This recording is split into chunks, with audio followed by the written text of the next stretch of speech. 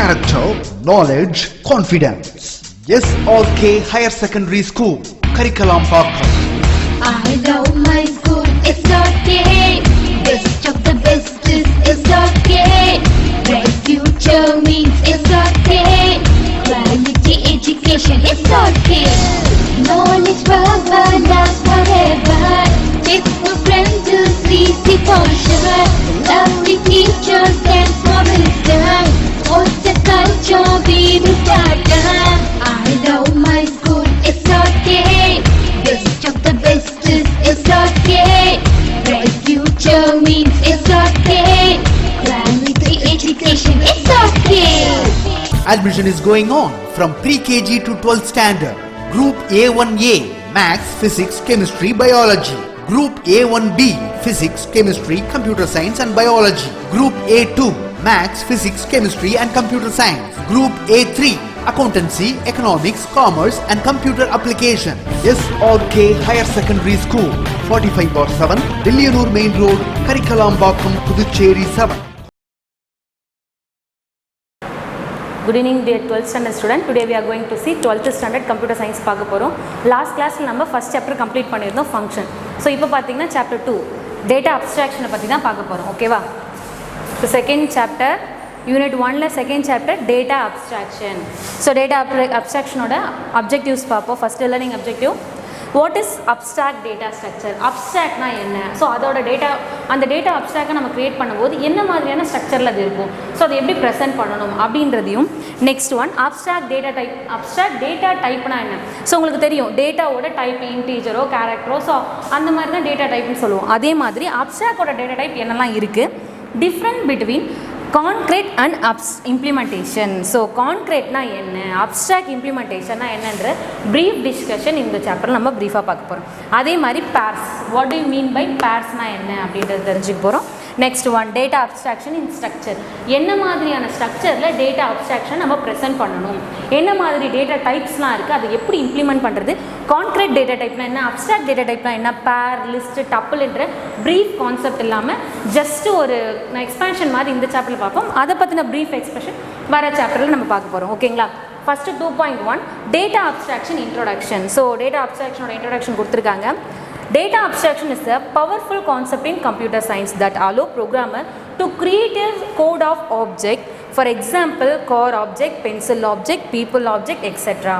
So data அப்ஸ்ட்ராக்ஷன்றது என்ன சொல்கிறாங்கன்னா, கம்ப்யூட்டர் சயின்ஸை பொறுத்த வரைக்கும் ஒரு பவர்ஃபுல்லான கான்செப்ட்டு. ஸோ பவர்ஃபுல்லான கான்செப்ட் இது எதுக்கு அலோவ் பண்ணுது அப்படின்னா, ப்ரோக்ராமருக்கு ஈஸியாக ஒரு ஆப்ஜெக்ட் க்ரியேட் பண்ணுறதுக்கு, ஒரு பொருளை வந்து இம்ப்ளிமெண்ட் பண்ண வைக்கிறதுக்கான ஒரு ஆப்ஜெக்டை க்ரியேட் பண்ணுறதுக்கு ப்ரோக்ராமருக்கு ஈஸியாக இருக்குது. ஸோ அதனால் இது ஒரு பவர்ஃபுல் கான்செப்டாக இருக்குது கம்ப்யூட்டர் சயின்ஸில் அப்படின்றாங்க.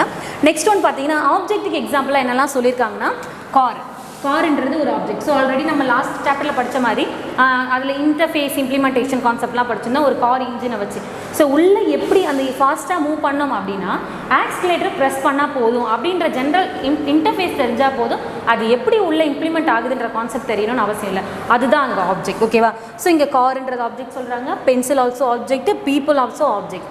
ஸோ இந்த மாதிரி இருக்கிற ஆப்ஜெக்டை ப்ரோக்ராமர் ஈஸியாக ஒர்க் பண்ண வைக்கிறதுக்கு அந்த கான்செப்ட் தான் என்னென்னா டேட்டா அப்ஸ்ட்ராக்ஷன். இது ஒரு powerful concept. Okay, next one, programmers need not to worry about how code is implemented. They have to just know what is does. So ப்ரோக்ராமரை பொறுத்த வரைக்கும் அவர் கவலைப்பட வேண்டாம். எதுக்கு அப்படின்னா, ஹவு கோட் இஸ் இம்ப்ளிமெண்டட், எப்படி அந்த கோடு இம்ப்ளிமெண்ட் ஆகுது அப்படின்ற இம்ப்ளிமெண்டேஷன் கான்செப்டை ப்ரோக்ராமர் தெரிஞ்சுக்கணும்னு அவசியமே இல்லை. ஒரு பொருளை, ஒரு ஆப்ஜெக்டை ரன் பண்ண வைக்கிறதுக்கான இன்டர்ஃபேஸ், அந்த ஒர்க்கு மட்டும், அதுக்கு எப்படி வேலை வாங்கணும் அப்படின்ற ஒர்க் மட்டும் தெரிஞ்சால் போதும், உள்ளே எப்படி இம்ப்ளிமெண்ட் ஆகுதுன்றதை அவர் கவலைப்படணும்னு அவசியமே கிடையாது. ஓகேவா? Next one, this is especially important when several people are doing a project. So இது ஒரு இம்பார்ட்டண்ட் பாயிண்ட்டாகவும் இருக்குது. ஸோ செவரல் பீப்புள் பார்த்திங்கன்னா நிறைய ஆப்ஜெக்டை நான் ரன் பண்ணிட்டு தான் இருக்காங்க. Here project refer to the programming. So இதில் ப்ராஜெக்ட் என்ன சொல்கிறாங்க, ப்ரோக்ராமிங் தான் ப்ராஜெக்ட்னு சொல்கிறாங்க. With data abstraction your group member won't have to read through every line of your code to understand. They have just assumed that what does work. So ஒரு program நம்ம create பண்ணுறோம், ஒரு programming project நம்ம create பண்ணுறோம் அப்படின்னா so அந்த எப்படி implement ஆகுதுன்ற concept எல்லாருமே தெரிஞ்சுக்க தான் போகிறாங்க. ஒரு ஆப் ரெடி பண்ணோன்னா அந்த ஆப்பில் எப்படியெல்லாம் ஒர்க் ஆகுது அப்படின்றத தெரிஞ்சுக்கிட்டா போதும் இல்லையா?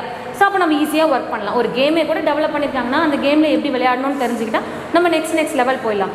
ஸோ இன்னும் கொஞ்சம் டீப்பாக ஒரு ப்ரோக்ராமர் லெவல்லேருந்து அந்த ப்ரோக்ராமை எப்படி க்ரியேட் பண்ணியிருக்காங்க, அந்த கேமை எப்படி க்ரியேட் பண்ணியிருக்காங்க அப்படின்னு இது பண்ணால் ஸோ லைன் பை லைன் அவர் கோடை புரிஞ்சு படிக்கணும் அப்படின்னு அவசியமே கிடையாது. ஜஸ்ட் இந்த ப்ராஜெக்ட்டுக்கு என்ன லாங்குவேஜ் யூஸ் பண்ணியிருக்காங்க, என்ன மாதிரியான கோடெலாம் இருக்குது அப்படின்றது தெரிஞ்சால் மட்டும் போதும் அப்படின்னு சொல்கிறாங்க. ஓகேவா? ஸோ அதான் சொல்கிறாங்க, your group member don't have to read through every line of your code and to understand. So ஒரு ப்ராஜெக்ட் டீம்லேருந்து க்ரியேட் பண்ணுறாங்க அப்படின்னா அந்த டீம் மெம்பர்ஸ்க்கு லைன் பை லைன் அவங்க அண்டர்ஸ்டாண்ட் பண்ணுற அளவுக்கு கோடிங் எழுதணும்னு அவசியம் கிடையாது. அவங்க என்ன மட்டும் தெரிஞ்சால் போதும், just they can just assume, அவங்களே அஸ்யூம் பண்ணிக்குவாங்க இது ரெண்டாவதுனா இந்த லைன் கொடுத்துருப்பாங்க அப்படின்றது அவங்களே அஸ்யூம் பண்ணிக்குவாங்க அப்படின்றாங்க. நெக்ஸ்ட் ஒன், அதுதான் அப்ஸ்ட்ராக்ஷன். உள்ளே என்ன இருக்க போகுது, ஃபார் எக்ஸாம்பிள் சொல்லணும்னா நம்ம வந்து எஸ்ஏ ரைட்டிங் எழுதுறதுக்கு முன்னாடி ஒரு ஸ்னாப்சிஸ்லாம் எழுதுவீங்க, பார்த்துருக்கீங்களா? ஸோ அப்போ உள்ளே என்ன கண்டென்ட் சொல்ல போகிறோன்றதை நம்ம அந்த ஸ்னாப்சிஸ்லேயே கொடுத்துருவோம். அதுதான் அப்ஸ்ட்ராக்ஷன். ஒரு முன்னுரை முடிவுரை நீங்கள் போட்டு எழுதுவீங்களே அதே மாதிரி உள்ளே இந்த கண்டென்ட்டெல்லாம் நான் கொடுக்க போகிறேன் அப்படின்ற ஒரு ஜஸ்ட் அப்ஸ்ட்ராக்ட் மாதிரி எழுதுறது தான் இந்த அப்ஸ்ட்ராக்ஷன். அது டேட்டா அப்ஸ்ட்ராக்ஷன் சொல்கிறாங்க. Next one, abstraction provide modularity. So இது ஒரு இன்டீரியர் 1 மார்க் வர வாய்ப்பு இருக்குது. ஸோ அப்ஸ்ட்ராக்ஷன் என்ன ப்ரொவைட் பண்ணுதுன்னா மாடுலாரிட்டியை ப்ரொவைட் பண்ணுது. நெக்ஸ்ட் ஒன், மாடுலாரிட்டினா என்ன மிஸ் அப்படின்னா, modularity means splitting a program into many modules. ஒரு பெரிய நம்பர் ஆஃப் ப்ரோக்ராம்ஸ் இருக்குல்ல, ஒரு பெரிய லார்ஜ் நம்பர் ஆஃப் ப்ரோக்ராம் இருக்குன்னா ஸோ அது ஒரே ஆளே முடிக்கணும்னா ரொம்ப கஷ்டம். இதுவே நம்ம ஸ்ப்ளிட் பண்ணி ஒர்க் முடிச்சோன்னா ஈஸியாக இந்த ஒர்க்கை நம்ம முடிச்சிடலாம். அதுதான் மாடுலாரிட்டினா என்ன சொல்கிறாங்க, ஸ்ப்ளிட்டிங் எ ப்ரோக்ராம். ஒரு ப்ரோக்ராமை ஸ்ப்ளிட் பண்ணுற கான்செப்ட் தான் என்னென்னு சொல்கிறாங்கன்னா மாடுலாரிட்டி. அப்போ அப்ஸ்ட்ராக்ஷன் எதை ப்ரொவைட் பண்ணுதுன்னா மாடுலாரிட்டியை ப்ரொவைட் பண்ணுது. மாடுலாரிட்டினா என்னென்னா ஒரு ப்ரோக்ராமை ஸ்ப்ளிட் பண்ணுறது இன் மெனி மாடியூல்ஸ். ஒரு மாடியூலாக கிடையாது, மெனி மாடியூலாக செப்பரேட் பண்ணுறது தான் மாடுலாரிட்டி. அதில் கிளாஸஸ் அப்படின்றது என்ன சொல்கிறாங்கன்னா ஸ்ட்ரக்சர்ஸ்னு சொல்கிறாங்க, are the representation for abstract data type. So class என்ன சொல்கிறாங்க, ஸ்ட்ரக்சர்னு சொல்கிறாங்க. அதை எப்படி ரெப்ரசென்ட் பண்ணால் அப்ஸ்ட்ராக்ட் டேட்டா டைப்பாக ரெப்ரசென்ட் பண்ணுது அப்படின்ற. ஓகேவா? நெக்ஸ்ட் ஒன், ஸோ அடுத்து என்ன சொல்கிறாங்கன்னு பார்க்கலாம். Abstract data type. ஸோ முக்கியமான கான்செப்ட். இது வரைக்கும் நீங்கள் அப்ஸ்ட்ராக்ட்னா என்ன, அப்ஸ்ட்ராக்ட் எதை ப்ரொவைட் பண்ணால் மாடுலாரிட்டி ப்ரொவைட் பண்ணுதுன்னு பார்த்தோம். மாடுலாரிட்டினா ஜஸ்ட் ஸ்ப்ளிட்டிங் ஏ ப்ரோக்ராம் அப்படின்றது கான்செப்டை பார்த்தோம். அடுத்து என்ன பார்க்க போகிறோம்னா அப்ஸ்ட்ராக்ட் டேட்டா டைப்னா என்ன அப்படின்றது கான்செப்ட் தான் பார்க்க போகிறோம். So abstract data type is a type of class. இது ஒரு டைப் ஆஃப் கிளாஸ் அப்படின்றாங்க. For object whose behavior is defined by a set of value and set of operation. So எதோட value, set of value, set of ஆப்ரேஷனை சொல்கிறது தான் என்னன்னு சொல்கிறாங்க, அந்த ஆப்ஜெக்டோட பிஹேவியர், அது எப்படி என்ன வேல்யூ அக்செப்ட் பண்ணணும், எப்படியெல்லாம் அது செட் ஆஃப் ஆப்ரேஷன் என்னெல்லாம் கொடுக்கலாம் அப்படின்றத தான் அந்த ஆப்ஜெக்ட் கொடுக்குறது அப்ஸ்ட்ராக்ட் டேட்டா டைப். இது ஒரு டைப்னு சொல்கிறாங்க. Okay, next one, the definition of ADT. So அதோட ஷார்ட்கட் தான் என்னென்னா அப்ஸ்ட்ராக்ட் டேட்டா டைப்போட ஏடிடி. ஸோ ஏடிடின்னு கொடுத்து உங்களுக்கு எக்ஸ்பான்ஷன் கேட்கவும் வாய்ப்பு இருக்குது. The definition of ADT only mention what operation are to be performed but not how this operation will be implemented. So ADT எதை மட்டும்தான் மென்ஷன் பண்ணும் அப்படின்னா என்ன ஆப்ரேஷன் அங்கே பெர்ஃபார்ம் ஆகுது அப்படின்றத மட்டும்தான் மென்ஷன் ஆகுமே தவிர்த்து but not this operation will be implemented. எல்லா ஆப்ரேஷன் எப்படி இம்ப்ளிமெண்ட் ஆகுதுன்ற கான்செப்ட் அதுக்கு தெரியாது, தெரிஞ்சுக்கணும்னு அவசியமும் கிடையாது. ஏடிடி என்ன மட்டும்தான் மென்ஷன் பண்ணால் என்ன ஆப்ரேஷன் அங்கே பெர்ஃபார்ம் பண்ணுது, அது எப்படி பெர்ஃபார்ம் பண்ணுது அப்படின்றதுக்கு இது பண்ண போகிறது கிடையாது. ஓகேவா? ஸோ எப்படி ஏன் அப்படின்றது தான் கொஸ்டின் அங்கே. Okay, next one, it does not specify how data will be organized in memory and what algorithm will be used for implementation the operation. So அதே மாதிரி பார்த்திங்கன்னா அதில் ஸ்பெசிஃபை பண்ண என்ன மாதிரி டேட்டா அங்கே ஆர்கனைஸ் ஆகுது, மெமரியில் எவ்வளோ யூஸ் ஆகுது, என்ன மாதிரியான அல்காரிதம் அங்கே இம்ப்ளிமெண்ட் பண்ணியிருக்காங்க, யூஸ் பண்ணியிருக்காங்கன்றது தெரிஞ்சுக்கணும்னு அவசியமே கிடையாது. ஜஸ்ட் அது என்ன மட்டும்தான் மென்ஷன் பண்ண போது என்ன ஆப்ரேஷன் அங்கே ரன் ஆச்சு அந்த கான்செப்டை மட்டும்தான் அங்கே ரன் பண்ண போகுது. ஓகேவா? Next one, it is called abstract. இதை தான் என்னென்னு சொல்கிறாங்க, அப்ஸ்ட்ராக்ட் அப்படின்னு சொல்கிறாங்க. Okay, because it gives and implementation independent view.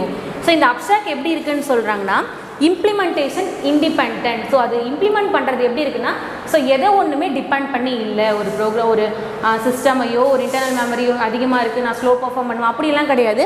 So முழுக்க முழுக்க இது எந்த மாதிரி வியூ இருக்குன்னா இண்டிபெண்ட் வியூவில் இருக்குது அப்படின்றாங்க. த ப்ராசஸ் ஆஃப், ஸோ இது வந்து அப்ஸ்ட்ராக்ஷனோட டெஃபினிஷனாக கொடுப்பாங்க, மார்க் பண்ணி வச்சுக்கோ. The process of providing only the essential and hiding the detail is known as abstraction. So ரொம்ப ரொம்ப ரொம்ப முக்கியமான ஒரு டெஃபினேஷன் இது. அப்ஸ்ட்ராக்ஷன் அப்படின்றது என்னென்னா so only providing essential detail only. So மற்றபடி இருக்கிற இர்ரெலவெண்ட் டேட்டாவை எல்லாத்தையுமே அது என்ன பண்ணுன்னா இக்னோர் பண்ணிடும். ஸோ அதுதான் அப்ஸ்ட்ராக்ஷன். அப்ஸ்ட்ராக்ஷன் என்ன மட்டும்தான் இருக்குன்னா எது தேவையான டேட்டாவோ அந்த டேட்டா எசென்ஷியல் டேட்டா மட்டும்தான் இருக்கும். ரிமைனிங் இருக்கிற இர்ரெலவெண்ட் டேட்டா எதுவுமே இருக்காது. That is concept is called as abstraction. Abstraction is nothing but a process of providing only essential, process of providing only essential and hiding. So irrelevant data also hiding. So எல்லா டேட்டாவுமே இது என்ன பண்ணும் hide தான் பண்ண போகுது or simply ignore it. Okay, next one.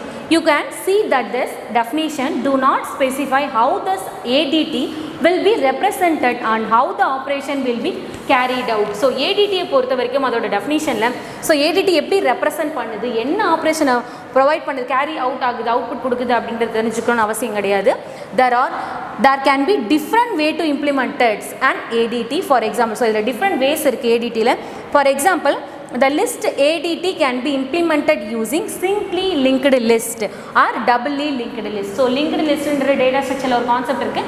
So அதன்படி பார்த்தீங்கன்னா இந்த அப்ஸ்ட்ராக்ஷன் எப்படி இருக்குன்னா சிங்கிளி லிங்க்டு லிஸ்ட்டாகவும் இருக்குது, டபுள்லி லிங்க்டு லிஸ்ட்டாகவும் இருக்குது. ஸோ இன்டீரியரில் கேட்டாங்கன்னா இந்த மாதிரி கொஸ்டின் கேட்க வாய்ப்பு இருக்குது.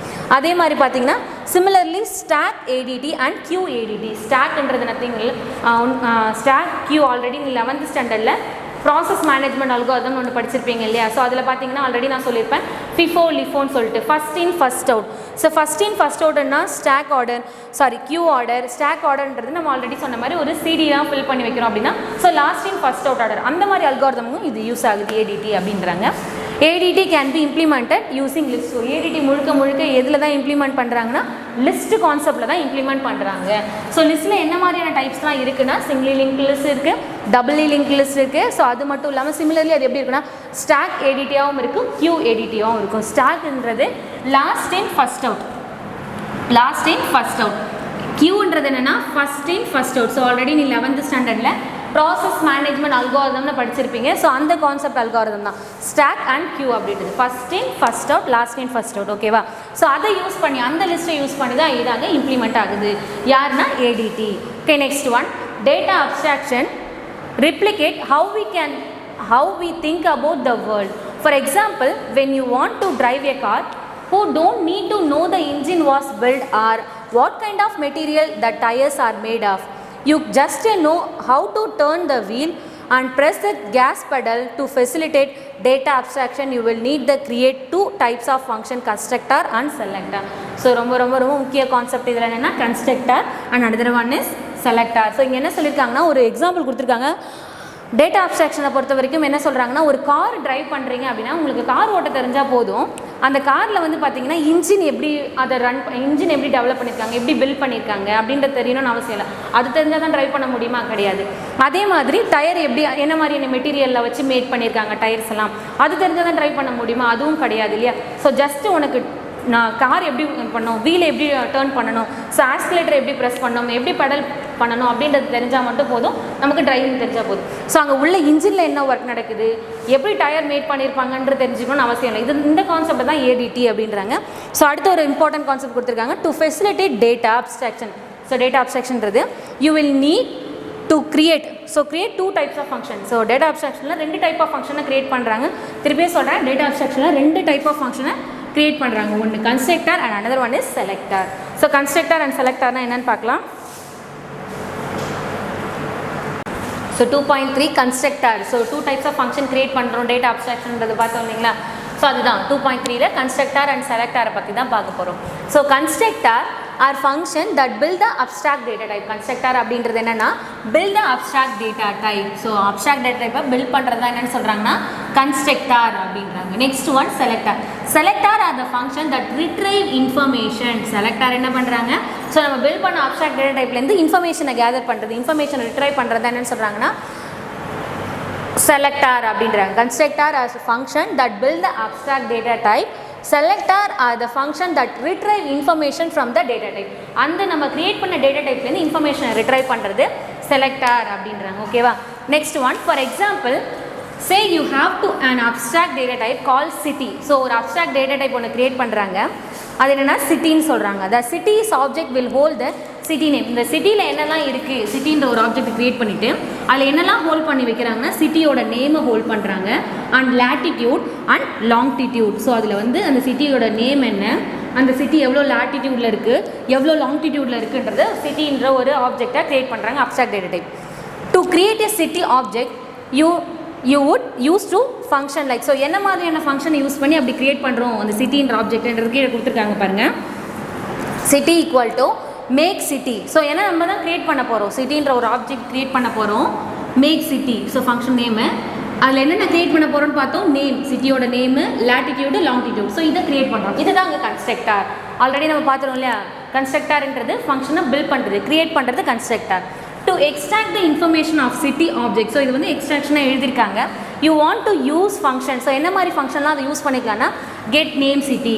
ஸோ அப்போ அந்த சிட்டியில் இருக்கிற நேமை மட்டும் கெட் பண்ணுறதுக்கு நம்ம என்ன கொடுத்தா போதும், கெட் நேம் சிட்டி அப்படின்னு கொடுத்தா சிட்டின்ற ஆப்ஜெக்ட்லேருந்து நேமை கெட் பண்ணுறது, சிட்டியோட நேமை கெட் பண்ணுறது. நெக்ஸ்ட் என்னென்னா கெட் லேட்டிடியூட் ஆஃப் சிட்டி. சிட்டின்ற ஆப்ஜெக்ட்லேருந்து அதோட லேட்டிடியூட் எவ்வளோ இருக்குன்றதை கெட் பண்ணுறது. அடுத்து சிட்டியிலேருந்து லாங்கிடியூடு, இந்த மாதிரி தனித்தனி ஃபங்க்ஷனாக கூட அதை ரிட்ரைவ் பண்ணிக்கலாம். நம்ம க்ரியேட் பண்ணும்போது பார்த்தீங்கன்னா city equal to make city, name, latitude, லாங்கிடியூட்னு க்ரியேட் பண்ணிட்டோம். அப்போ இந்த ஹோல் ஆப்ஜெக்ட்டுமே எதில் ஸ்டோர் ஆயிருக்குன்னா இந்த சிட்டின்ற ஒரு ஆப்ஜெக்டில் ஸ்டோர் ஆயிருக்க போய். Okay, next one. The following pseudo code will be compute the distance between two city object. So ஒரு ஃபார்முலா கொடுத்துருக்காங்களே, ஒரு சூடோ கோட் கொடுத்துருக்காங்க. இதை கால்குலேட் பண்ணி தான் என்னன்னா ரெண்டு சிட்டியோட டிஸ்டன்ஸை கால்குலேட் பண்ணுறதுக்கான சூடோ கோட் கொடுத்துருக்காங்க. ஸோ அது அல்காரிதம் எழுதும்போது டிஸ்டன்ஸ் அப்படின்றத அல்காரிதமோட நேமாக எழுதுகிறாங்க, அல்காரிதமோட நேம். ஸோ என்னென்ன ஆப்ஜெக்ட்னா சிட்டி 1 சிட்டி 2. ஏன்னா ரெண்டு சிட்டிக்கு தான் நம்ம என்ன கண்டுபிடிக்க போகிறோம், டிஸ்டன்ஸ் கண்டுபிடிக்க போகிறோம். ஸோ இந்த ரெண்டு சிட்டிக்கு தான் டிஸ்டன்ஸை கண்டுபிடிக்க போகிறோம். அடுத்தது LT, latitude 1, LG 1, so longitude 1. அடுத்து பார்த்தீங்கன்னா எல்டி 2, லேட்டிடியூட் 2, லாங்கிடியூட் 2. ஸோ அது ஏன்னா ரெண்டு சிட்டி இல்லைங்களா, ஸோ இப்போ 1ன்றது சிட்டி 1ஓட latitude and longitude, LT 2 LG 2 அப்படின்றது சிட்டி 2ஓட லேட்டிடியூட் அண்ட் லாங்கிடியூட். ஸோ இங்கேருந்து என்ன கெட் பண்ணுறோம் பார்த்தீங்கன்னா கெட் லேட்டிடியூட் சிட்டி 1. ஸோ என்ன கெட் பண்ணுறோம், ஃபஸ்ட்டு லேட்டிடியூட் சிட்டி 1லேருந்து லேட்டிடியூடை கெட் பண்ணுறோம். அதே மாதிரி சிட்டி 1லேருந்து லாங்கிடியூடை கெட் பண்ணுறோம். செகண்ட் என்ன பண்ணுறோம், சிட்டி 2லேருந்து லேட்டிடியூடும் லாங்கிடியூடும் கெட் பண்ணுறோம். ஸோ இதை வச்சு டிஸ்டன்ஸ் கால்குலேட் பண்ணுற சூடோ கோட் என்ன சொல்லியிருக்காங்கன்னா ரிட்டன், நமக்கு என்ன ரிட்டன் பண்ணணும்னா சிட்டி 1லேருந்து லேட்டிடியூட்லேருந்து சிட்டி 2ல் இருக்கிற லேட்டிடியூடை மைனஸ் பண்ணி எக்ஸ்போனன்ட் ஆஃப் 2 எடுத்து ஸோ அதை ப்ளஸ் பண்ணிவிட்டு அகெயின் என்ன பண்ணுறோம், லாங்கிடியூட்லேருந்து சிட்டி 2 லாங்கிடியூட்லேருந்து சிட்டி 1 மைனஸ் பண்ணிவிட்டு அகெயின் எக்ஸ்போனண்ட் எடுத்துகிட்டு ஸோ 1/2. அதுக்கப்புறம் ஹோல் எக்ஸ்போனண்ட் எடுக்கும்போது ஆட்டோமேட்டிக்காக என்ன ஆகிடும், நமக்கு ரெண்டு சிட்டியோட டிஸ்டன்ஸ் எவ்வளோன்றது கிடச்சிரும். ஓகேவா, இப்படி தான் கேல்குலேட் பண்ணுன்ற சூடோ கோட் கொடுத்துருக்காங்க.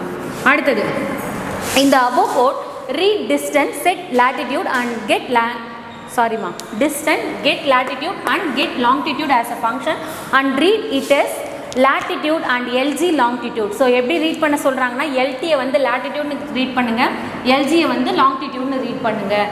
ஸோ ரீட், இங்கே ஒரு கோலன் அசைன்மெண்ட் ஆப்ரேட்டர் கொடுத்துருக்காங்க இல்லையா, கோலன் வச்சு ஈக்குவல் டு கொடுத்துருக்காங்க. அதை எப்படி ரீட் பண்ணால் it's read as assigned as. எப்படி ரீட் பண்ணுமா, அசைன்ட் ஆஸ் ஆர் பிகம்ஸ். இது எப்படின்னா latitude 1 and longitude 1 assigned as get latitude city 1 and get longitude city 1. இப்படி தான் ரீட் பண்ணணும் அப்படின்னு கொடுத்துருக்காங்க.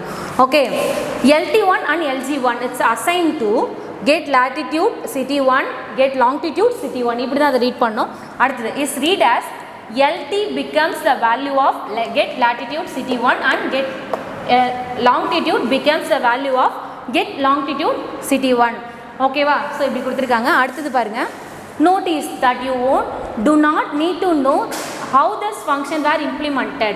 We are assuming that someone else has defined this for them for us. So இது வந்து பார்த்திங்கன்னா ஒரு ப்ரோக்ராம் ஒரு சூடோ கோட் கொடுத்துருந்தாங்க. இதில் எப்படி இந்த கான்செப்ட் இம்ப்ளிமெண்ட் பண்ணி இந்த டிஸ்டன்ஸ் கண்டுபிடிக்கிறதுன்றதெல்லாம் தெரியணும்னு அவசியம் கிடையாது. அந்த ஃபார்முலா மட்டும் தெரிஞ்சால் போதும், அது எப்படி டிஃபைன் பண்ணுன்ற கான்செப்ட் தெரிஞ்சால் போதும். ஆட்டோமேட்டிக்காக நீ என்ன பண்ணிக்க, அசியூம் இந்த லாங்கிடியூட்லேருந்து லேட்டிடியூடை மைனஸ் பண்ணால் போதும். ஸோ அந்த கான்செப்டை மட்டும் தெரிஞ்சால் போதும். உனக்கு எப்படி அது உள்ளே இம்ப்ளிமெண்ட் ஆகுதுன்றதை தெரிஞ்சுக்கணும்னு அவசியம் கிடையாது. அடுத்தது it is okay if the end user does not know how the functions are implemented, however the functions still have to defined by someone.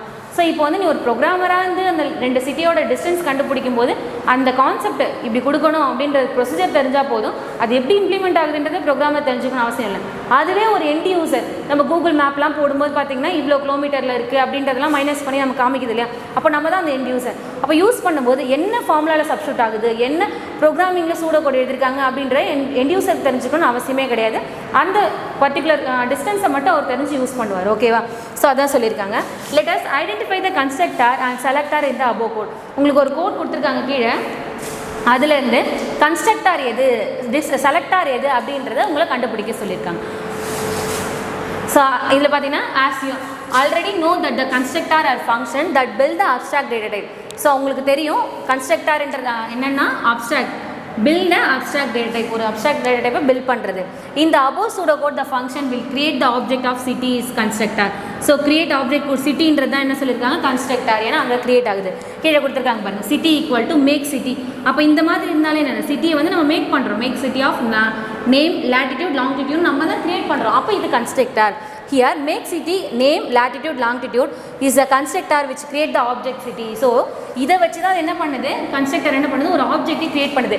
get name, get latitude, get longitude அப்படின்னு கொடுக்குது இல்லையா, அப்போ அதுதான் என்னது செலக்டர். ஸோ ஓகேவா? அடுத்தது இங்கே கீழே கொடுத்துருக்காங்க பாருங்க ஒரு டயக்ராமேட்டிக் ரெப்ரசன்டேஷன்.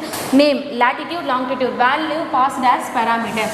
ஸோ இதில் வந்து வேல்யூ என்னவா பாஸ் பண்ணுறாங்க, பேராமீட்டராக பாஸ் பண்ணுறாங்க. ஸோ மேக் சிட்டி, சிட்டின்றது ஒன்று மேக் பண்ணுறாங்க. ஸோ அதில் அப்போது சிட்டின்றது கன்ஸ்ட்ரக்டர், அதில் நம்ம என்ன கெட் பண்ணலாம், latitude கெட் பண்ணலாம், longitude கெட் பண்ணலாம். ஏன்னா சிட்டின்ற ஒரு ஆப்ஜெக்டில் சிட்டியோட நேம் இருக்குது, latitude longitude இருக்குது. இப்போது செலக்டரை பற்றி கொடுத்துருக்காங்க பாருங்கள். Selector are nothing but the function that retrieve the information from the data type. So நம்ம க்ரியேட் பண்ண ஆப்ஜெக்ட்லேருந்து செலக்டாரை ரிட்ரைவ் பண்ணுறது, இன்ஃபர்மேஷனை ரிட்ரைவ் பண்ணுறது செலக்டார்னு சொல்கிறாங்க. தெர் ஆர் இந்த அபோவ் கோட். ஸோ இதில் பார்த்தீங்கன்னா கெட் நேம், நம்ம ஆல்ரெடி பார்த்தோம்னா கெட் நேம் சிட்டிலேருந்து நம்ம நேமை கெட் பண்ணுறோம், சிட்டிலேருந்து லேட்டிடியூடை கெட் பண்ணுறோம், சிட்டிலேருந்து லாங்கிடியூடை கெட் பண்ணுறோம். ஸோ இந்த மாதிரி இன்ஃபர்மேஷனை கெட் பண்ணுறது அங்கே செலக்டாராக இருக்குது. Are the selector because thus function extract the information of the city object. So அப்போ சிட்டின்ற ஒரு ஆப்ஜெக்ட் க்ரியேட் பண்ணோம் இல்லையா, அதுலேருந்து இன்ஃபர்மேஷனை ரிட்ரைவ் பண்ணுறது தான் என்னென்னு சொல்கிறாங்க, செலக்டார் அப்படின்றாங்க. ஒரு டயக்ராமேட்டிக் ரெப்ரசன்டேஷன் கொடுத்துருக்காங்க பாருங்கள். சிட்டி வேர் பாஸ்ட் ஆஸ் பேராமீட்டர். சிட்டி தான் இங்கே என்ன, இப்போ ஃபார் எக்ஸாம்பிள் கெட் நேம் அப்படின்றது நமக்கு அவுட்புட் வேணும், நேம் நமக்கு வேணும் அப்படின்னா நம்ம என்ன பண்ணணும், சிட்டின்ற ஒரு ஆப்ஜெக்டை கால் பண்ண போகிறோம். ஸோ அதுலேருந்து தான் நேம் மட்டும் நமக்கு என்ன ஆகுது, ரிட்ரைவ் பண்ணுறோம். அதே மாதிரி சிட்டின்ற ஒரு ஆப்ஜெக்ட்லேருந்து என்ன பண்ணுறோம், லேட்டிடியூடையும் என்ன பண்ணுறோம், கெட் பண்ணுறோம். சிட்டின்ற ஆப்ஜெக்ட்லேருந்து தான் லாங்கிடியூடும் கெட் பண்ணுறோம். ஓகேவா? அடுத்தது now let us consider one more example to identify the constructor and selector for this globe. So இந்த கொடுத்துருக்க எக்ஸாம்பிள் கொடுத்துருக்காங்களே, இதுலேருந்து ஐடென்டிஃபை பண்ண சொல்கிறாங்க, இதில் எது கன்ஸ்ட்ரக்டர் அண்ட் எது வந்து செலக்டர் அப்படின்றது. ஸோ கன்ஸ்ட்ரக்டர் மேக் பாயிண்ட், அப்போ பாயிண்ட்ன்றதை மேக் பண்ணுறாங்க எக்ஸு ஒய்க்கு. ஸோ அப்போது ரிட்டன் எக்ஸ் ஒய், இதுதான் என்னது மேக் பண்ணுறாங்க. இப்போ பாயிண்ட்ன்ற ஒரு ஆப்ஜெக்டை க்ரியேட் பண்ணுறதுனால இது கன்ஸ்ட்ரக்டராக இருக்குது. செலக்டர்னா x coordinate point, return point, அப்போ ரிட்டன் பண்ணுது பாருங்கள், வேல்யூ நமக்கு ரிட்டன் பண்ணுறதுனால என்னது, ஸோ பாயிண்ட்ன்ற ஆப்ஜெக்டை க்ரியேட் பண்ணி இங்கே நம்ம இன்ஃபர்மேஷனை ரிட்ரைவ் பண்ணுறோம். அப்போ இது செலக்டர். அடுத்தது ஒய் கோஆர்டினேட், அப்போது இங்கே ரெண்டு க்ரியேட் பண்ணுறோம் பாயிண்டில், எக்ஸ்னு ஒன்று ஒய்னு ஒன்று க்ரியேட் பண்ணுறோம். ஆனால் நம்ம கெட் பண்ணும்போது பாருங்கள், எக்ஸ் கோஆர்டினேட்டரை ஃபஸ்ட்டு க்ரியேட் ரிட்ரைவ் பண்ணுறோம், அடுத்து ஒய் கோஆர்டினேட்டரை செகண்டு ரிட்ரைவ் பண்ணுறோம். ஓகேவா? இதுதான் செலக்டர். அடுத்து ஒரு நோட் கொடுத்துருக்காங்க பாருங்கள். Data abstraction is supported by defining an abstract data type which is collection of constructor and selector. So abstract data type எதை டிஃபைன் பண்ணால் ஜஸ்ட் abstract data type மட்டும் தான் டிஃபைன் பண்ணுது. இது ஒரு constructor and selector, collection of constructor and selectorனு சொல்கிறாங்க. அடுத்தது constructor create an object. Constructor முழுக்க என்ன பண்ணால் ஆப்ஜெக்டை கிரியேட் பண்ணுது. bundling together different pieces of information while selector extract individual pieces of information from the object. So இதில் வந்து bundling pieces, ஸோ ஒரு பெரிய பண்டலாக இருக்குது. ஸோ அந்த மாதிரி நம்ம கன்ஸ்ட்ரக்டர் கிரியேட் பண்ணிட்டோம், அதுலேருந்து ஒரு இண்டிவிஜுவல் பீசஸை கூட நம்ம என்ன பண்ணலாம், ரிட்ரைவ் பண்ணலாம். அந்த ப்ராசஸுக்கு பேர் தான் செலக்டர். ஸோ முழுக்க ஏடிடியில் என்னென்ன ப்ராசஸ் நடக்குதுன்னா கன்ஸ்ட்ரக்டர் அண்ட் செலக்டர் இருக்குது. Constructor is nothing but build the data type, selector is nothing but selector extract information. So அதுலேருந்து ரிட்ரைவ் பண்ணுறது இன்ஃபர்மேஷனை தான் செலக்டர் அப்படின்னு சொல்கிறாங்க. ஓகேவா? ஓகே ஸ்டூடெண்ட்ஸ், இப்போ வந்து பார்த்திங்கன்னா நம்ம second chapter abstract data type concept பார்த்துட்ருக்கோம். ஸோ அதில் 2.3 வரைக்கும் பார்த்துருக்கோம். கன்ஸ்ட்ரக்டர் அண்ட் செலக்டரை பற்றின ப்ரீஃப் டிஸ்கஷன் பார்த்துருக்கோம். ஓகே ஸ்டூடெண்ட்ஸ், ஸோ இதில் இருக்கிறதெல்லாம் திருப்பி கோ த்ரூ பண்ணுங்கள், ரீட் அவுட் பண்ணி பாருங்கள். ஆல்ரெடி கொடுத்துருக்க உங்களோட ஃபஸ்ட் சாப்டர் ஹோம் ஒர்க்கை ரிவைஸ் பண்ணு. ஓகேவா? தேங்க்யூ. நம்ம ரிமைனிங்கை நெக்ஸ்ட் கிளாஸில் டிஸ்கஸ் பண்ணலாம்.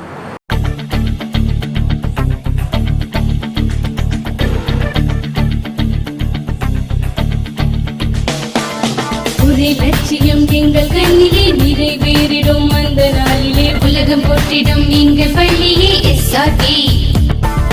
கல்வி பண்புகளை கண்ணின போற்று கலைகள் யாவையும் கைவசமாக்கு பள்ளியின் பெயரை கேட்டால் சொல்லு எஸ்ஆர்டி.